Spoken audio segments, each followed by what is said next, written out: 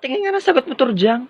Bakit naging negative 74? Mali nga yaan. What you are talking, Karing? That's the right answer, no? Gumamit pa ako ng escalator para ma-compute yan. Anong escalator, Turjang? Calculator, tanga? Ano ba yan? Pero yung mali ang mga sagot yung dalawa, 18 kaya ang tamang sagot mga bakla. Saan mo naman hinugot yung 18 mo, Tubloy? Ha? Malinaw na malinaw yung formula how to solve the problem o palibasa hindi nagpapunction ng maayos yung mga utak nyo, baka may bulati na yan. 33 kasi dapat. I am very sure that the durability of my answer is correct and I will not gonna disappear it for you too. You are bobo worse, Duffbook. Hoy, Turjang, Karing.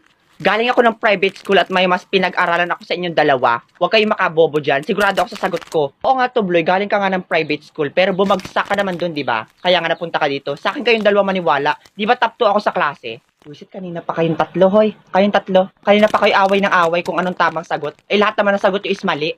0 lang kasi ang sagot, mga utak sa labay. Hey, Borloloy, don't you dare pakialam on our conversational, ha? Like what you are see? Are you what? Yaka there. Natatawa ako sa katangahan mo, Borloloy. Bakit naging 0 ang sagot? Eh, napakahaba ng problem. Ta 0? Oo nga, Borloloy. Saka bakit ka nakikialam sa usapan namin? Iusapang matatalino to. Kay mababahong bulwak. Makinig ng mabuti, ha? At gigisingin ko ang mga nanunuyot nyong mga utak.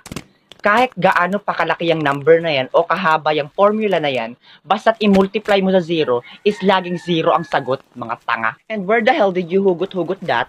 Mag-aral ka kasi ng mabuti, Turjang. Tinuturo na yung elementary palaang. Siguro hindi mo naintindihan kasi barado ng tugay ang tinga mo. Naku.